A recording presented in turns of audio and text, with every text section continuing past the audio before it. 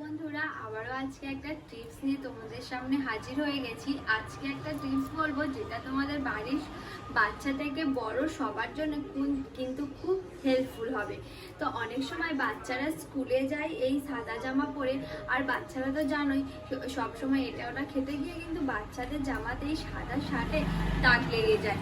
আর এবং বড়রাদের রান্না বা বড় ছেলেদের অন্য বেসাবধানের কারণে এরকম ধরনের দাগ একটু হয়ে যায়। তো চলো আজকে কিভাবে তোমাদের সাদা গেঞ্জিতে বা কোনো শার্টে যদি এরকম দাগ পড়ে যায় কিভাবে পট করে তাড়াতাড়ি চটজলদি তুলে নিতে পারবে সেটাই তোমাদের সাথে শেয়ার করব।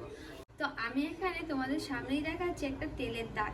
তো প্রথমে আমি একটুখানি এখানে তেল দিয়ে দিলাম, বেশ খানিকটা কিন্তু তেল এখানে পড়েও গেল। তো এই তেলের দাগটা কিভাবে তুলবে তোমাদেরকে দেখাই।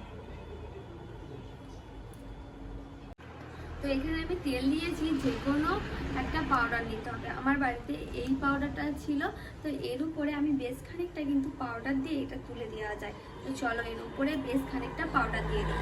তোমরা যে কোনো একটা পাউডার এখানে দিতে পারো। আমার কাছে এই পাউডারটা ছিল, এরকমভাবে যেখানে দাগ লাগবে সেখানে এরকমভাবে দিয়ে দিতে হবে।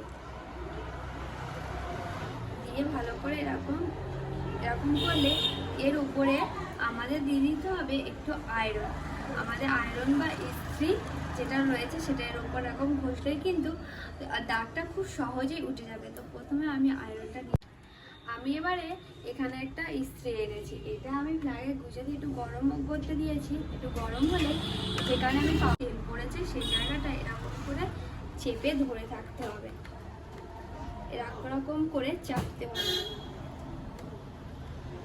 চাপার পরে দেখতে পাবে কত সুন্দর একটা কাজ হয়েছে, যেটা কিন্তু তোমরা সহজেই বাড়িতে খুব সহজে খুব কম সময়ে অনেক দামি দামি সার্ফ ডিটারজেন্ট না কিনে এরকম ধরনের একটা 5 টাকার পাউডার বা অন্য কিছু কিনে এনে যদি তোমাদের বাড়িতে এরকম ইস্ত্রি থাকে, ইস্ত্রি যা করো এর কামালটা দেখতে পাবে তেলের দাগ কিভাবে কত সহজে উঠে যায়। তো এই সাদা পাউডারটা দেখতে পাচ্ছ কেমন হলুদ কালার এসে গেছে। এবার এটা এরকম করে তুলবো, দেখবে কত সুন্দরভাবে এই তেলের তেলটা উঠে গেছে। এই পাউডারটা দেখে তোমরা বুঝতে পারছো আশা করি। দেখো এই সাদা পাউডারটা পুরো একদম হলুদ হয়ে গেছে আর কেমন গোটা গোটা হয়ে গেছে দেখতে পাচ্ছ। এবার তোমাদেরকে দেখাই গেঞ্জিটা।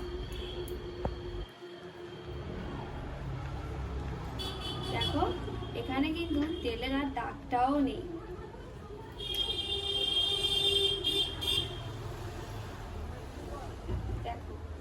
তেলের দাগটা কিন্তু আগের থেকে যতটা দেখেছিলে ভিডিওর আগে, আর এখন দেখো ভিডিওর পরে এর দাগ আর কোনোভাবেই নেই।